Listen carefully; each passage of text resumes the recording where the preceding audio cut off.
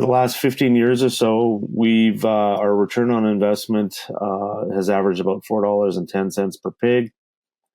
That's been increased to well over $5 a pig now per year over the last 5 years. So if you multiply the number of pigs marketed in Canada, Western Canada rather, per year, and you assume the 40% adoption rate, the annual value of our research is about $16 million to the Western Canadian industry.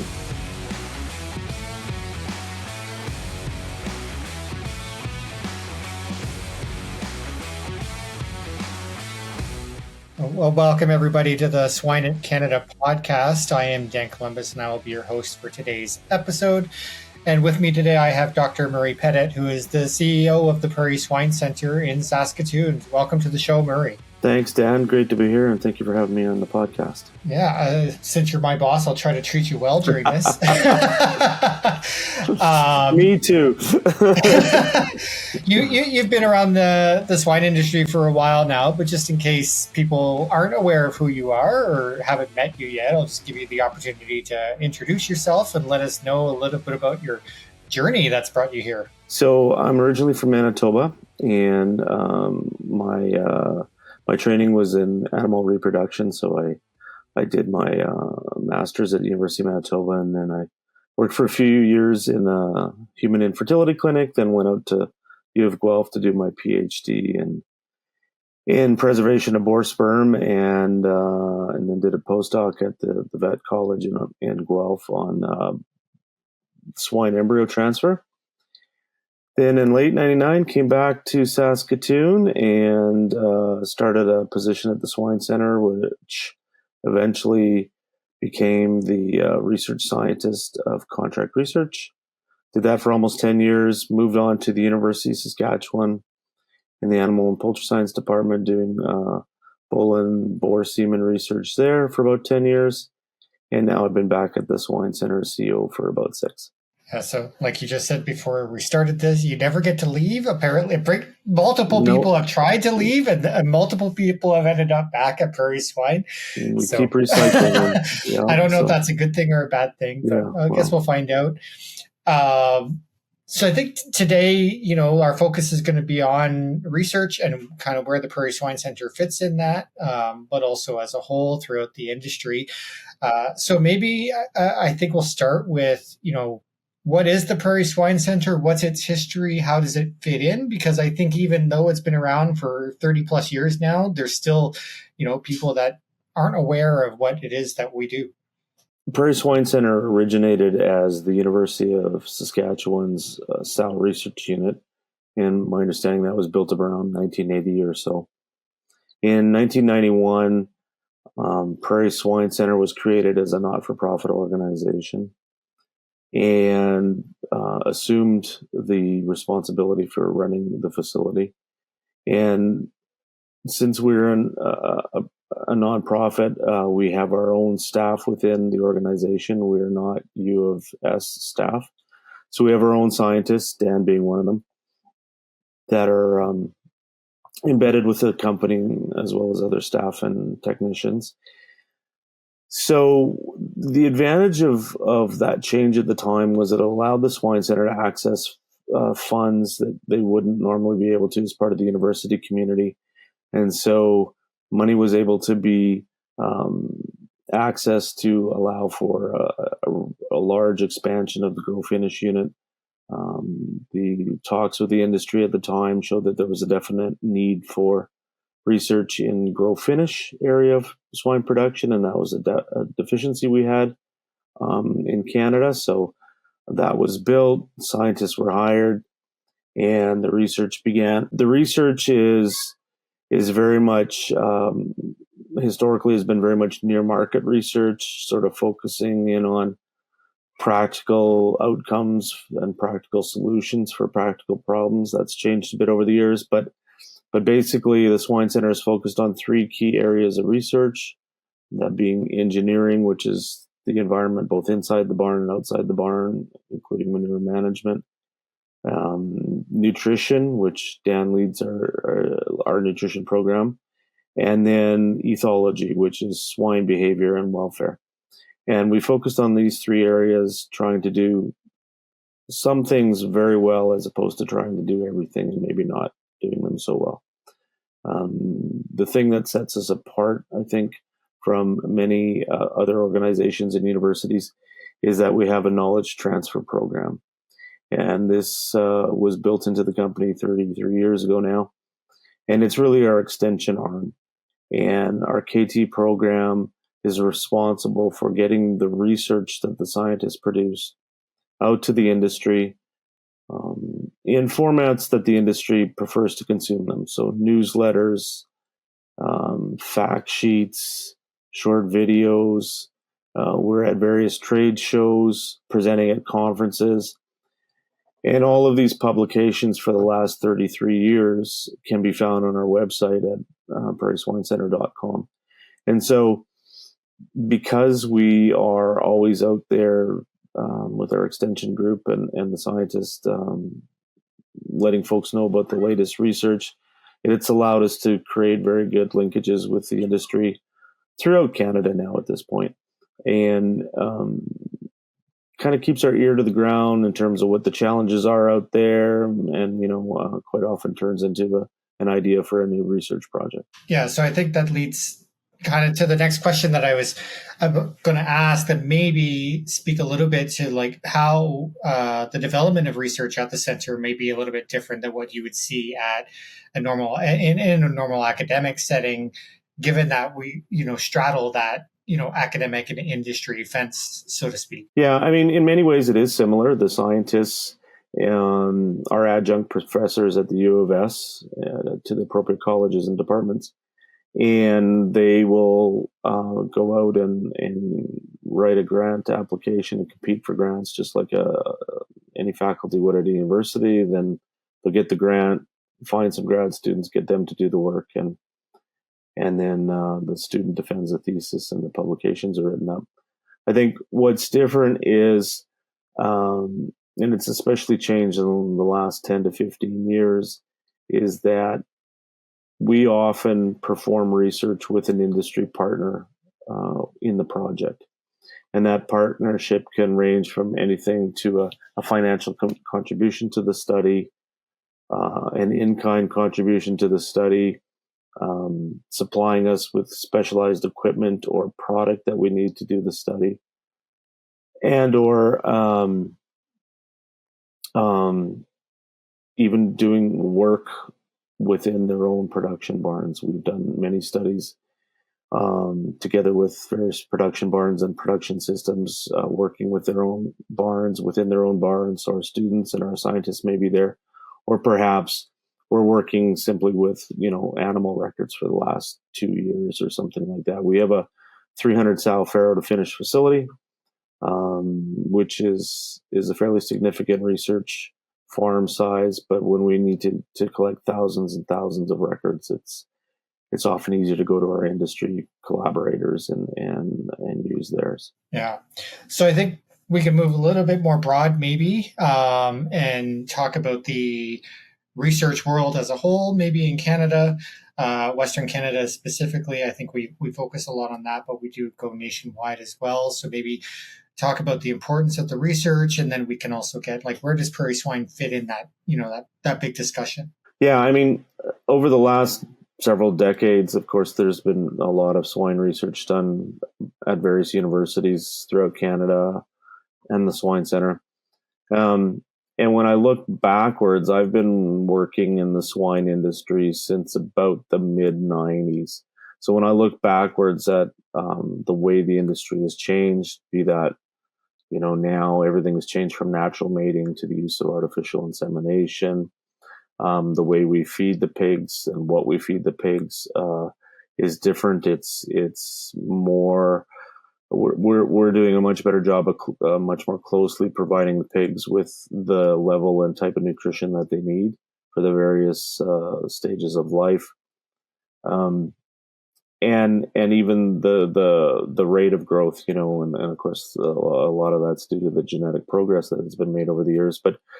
But the animal is changing over time, whether it's through the way we feed them or house them, or the genetics. And so we've had to adapt the research. And in the beginning, I think we were developing some of the basics. What should the animal density in pens be? How much feeder space do you need for a certain number of animals at a certain stage of life? Those kinds of things. But now we're getting into much more, I guess, I don't know what to call it, developed approaches, where we're looking at, well, how can we feed the pig to support the animal's health and immune system in the absence of feed grade antibiotics? Or, how can we transport animals through, let's just call it, disease prevalent areas of Canada, and yet protect the health of the animals that are in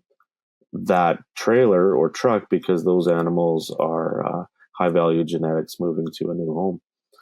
So we've gotten into a lot of that. We certainly have a much greater understanding of the welfare and needs of the pig in the production systems that we use, say, compared to 30 years ago.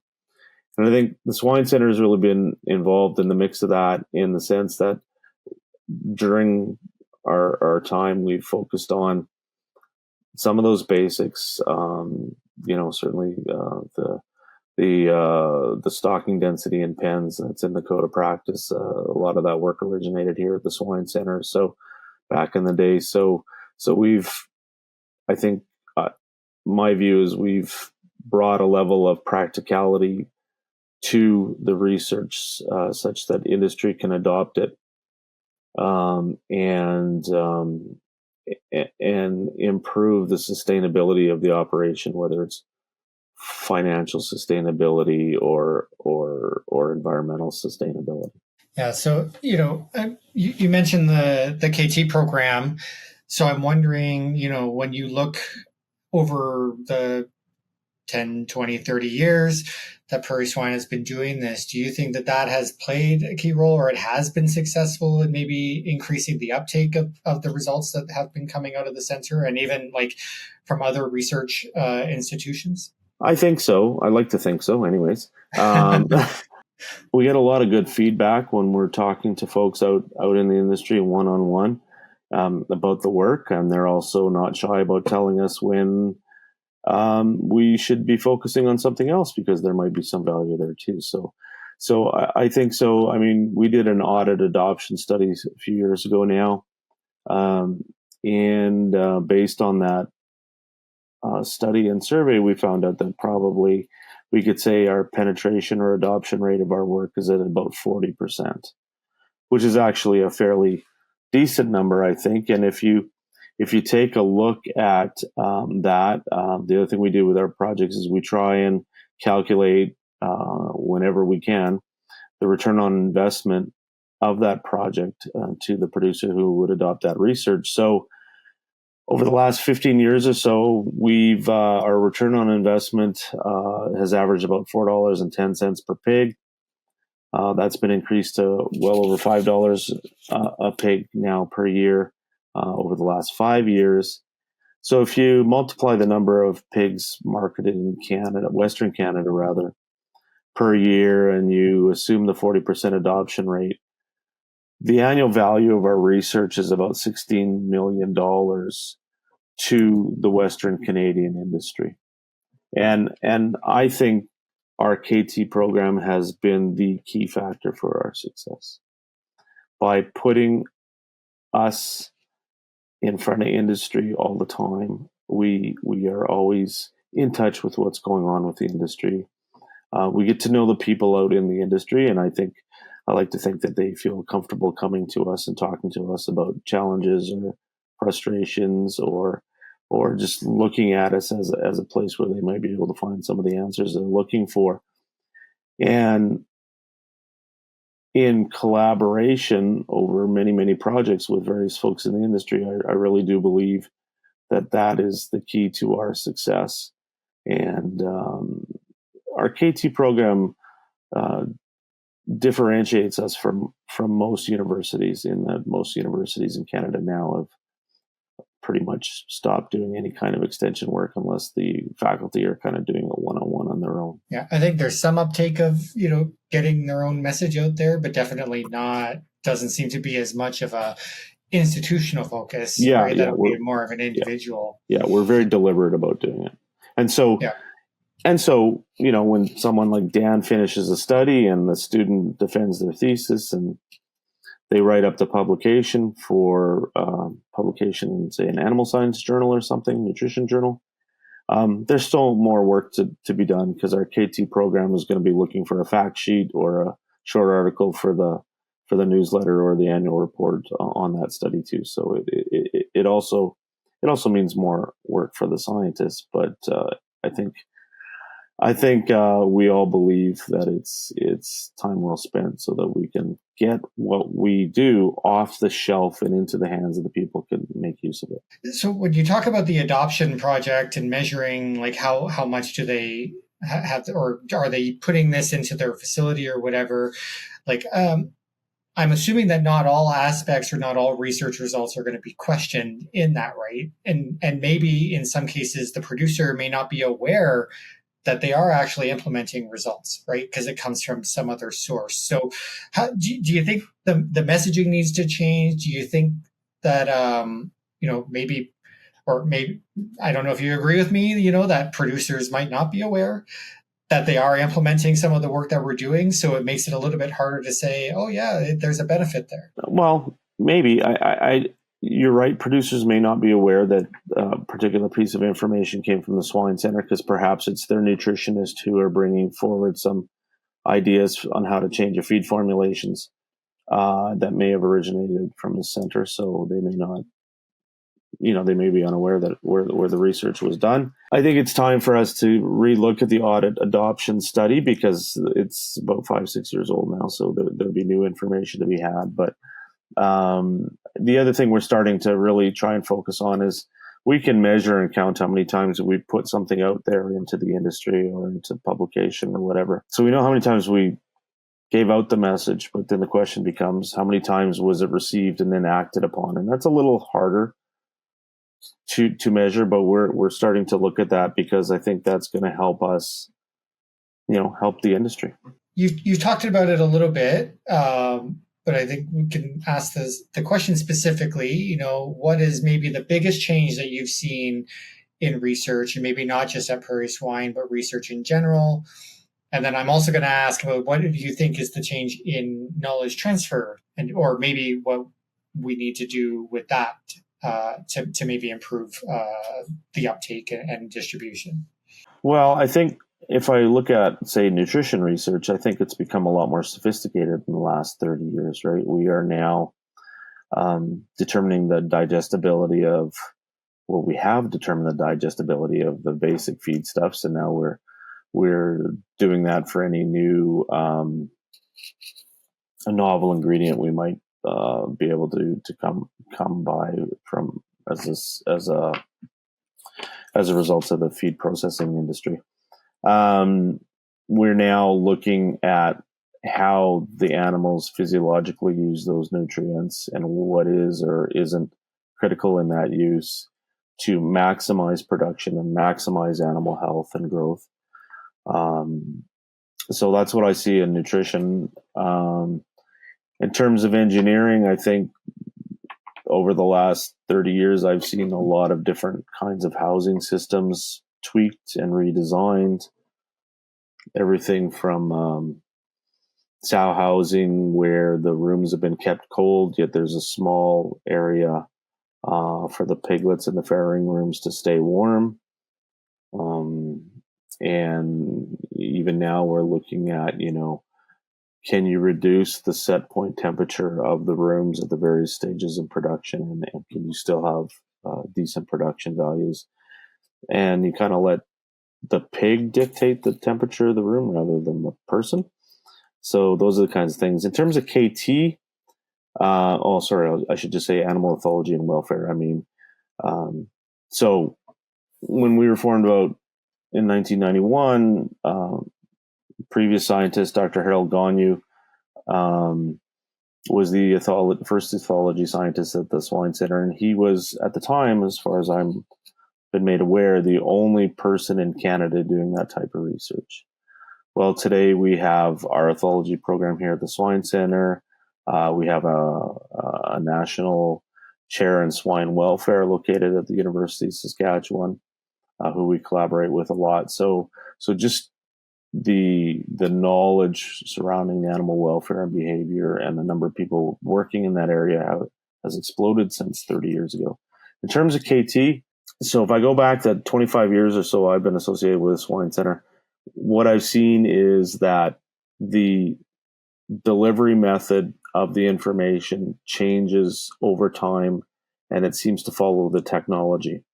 So back in the day, we had satellite conferences, and that was no small thing, where you had to set up in a room at the university, and then you would set up a room at the other end, which is probably a hotel room, banquet room or something, and you would broadcast your meeting to this satellite location. And it was a lot of work compared to just getting on Zoom or Teams today.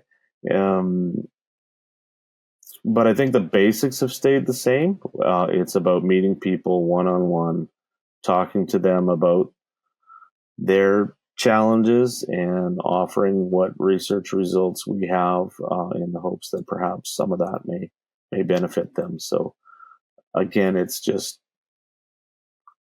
getting out there and meeting the people, having the information readily available for them and showing them where they can get it, and fielding questions if they have any. One more question before we get to the take home. Is there an area that you think is severely lacking and needs more attention? Yes. Why are pig prices so low? Yeah, as a working swine farm, we market our animals that we grow in, so we are keenly aware of the pain the industry has gone through the last couple of years. I don't know. I think, honestly, if I do want to talk about it, it's not from a research perspective, right? It's from a pricing perspective, and there are so many global events that push producers around in terms of what they're going to get paid for their animals, and also the price of the inputs, whether it's feed or fuel or whatever. That it would be nice to perhaps have some more policy papers that are looking into these factors, and are there conclusions that can be made, and is there something that the industry could perhaps address within that, whether it's a provincial body or a national body. On the research side, we've got a pretty healthy swine research community in Canada, and they're doing some fairly interesting things. And I think most of the bases are being looked at. So okay, great, yeah. Okay, before we get to our final three questions, just give you the opportunity for one final take-home message for our listeners. Prairie Swine Centre has been around for 33 years. It is a very motivated group of people. Everybody there believes in what they're doing. And we are more than happy to help the industry any way we can. So I encourage you to go to our website, prairieswinecentre.com, and look up our publications, and hopefully there's information there you find useful. And if you're struggling to find out information on a particular topic, pick up the phone, give one of us a call. Our contact info is on our website, and we'll do our best to provide you with the information we need, whether we have it or we can point you towards someone who may. Okay, our final three questions, somewhat related to the topic, maybe. It's time for our famous three. Working with nature and not against it, piglets fed AX3 see significant and improved feed efficiency. Producers know the reality of needing to reduce antibiotic and zinc use. AX3 Digest is a highly digestible novel protein that promotes improved in-barn performance, piglet health, and minimizes the need for zinc in the diet. For more information, visit www.protecta.com. That's www.protecta.com. Our first one is, what is your favorite swine-related resource? Maybe other than the Prairie Swine website. I subscribe to the newsletters of pretty much all the provincial pork boards because I find it gives me a regional appreciation of sort of the challenges of the province. And many times it's the same challenge, but often it is also slightly different from province to province. So it kind of helps me keep on top of what's going on throughout Canada, so that when I'm talking to people from a particular region, at least I have a somewhat an understanding of what's happening in the world. So then our next question is a favorite book or non-swine related resource. Well, I'm a space junkie, so anything to do with space exploration is my favorite book, and I have more than I probably should. So anything on that. I'm a frustrated astronaut, if you know, but so anything on that, I love reading about it. And our final one, when you look back at producers you've worked with or mentors or leaders that you've worked with, what is a characteristic that you think sets the successful ones apart from the ones that might be a little bit less successful? That's a tough question. I've been really, really lucky in my career. I have always had a manager or boss, supervisor who has treated me very well and has allowed me to explore where I want to go exploring, and also has allowed me to, make mistakes and figure that out and then move on and move in a different direction. So I think I would say the people who I characterize as successful are open-minded to new things and new ideas, and are willing to sometimes take a risk on them in the hope that it'll bring some benefit. And sometimes that works out fine, other times it doesn't, but you learn and you move on. And so I think having that open mind, and then maybe that's why I'm a researcher, right? Yeah, I have this open mind. I like to explore, and so you're exploring, in this case, the pig and the physiology of the pig and the management of the pig and that kind of thing. And so you never know where the next solution is going to come from. If there wasn't any risk, it would be pretty boring, I think. Yeah. There has to be something inherent in there. So yeah, but okay. I would like less financial risk in the swine industry, though, on a personal note. Well, yeah, except for that. That would be nice too. I think even within research, there definitely would like to have less, but yeah. So, okay, great. Just end by thanking you for coming on and discussing the Prairie Swine Centre and research and that. And so hope you've enjoyed it, and maybe we'll have you on again. Yeah, thanks, Dan. And again, anybody, please feel free to contact us at any time. We'll do our best to help you out. Thanks, folks. Take care.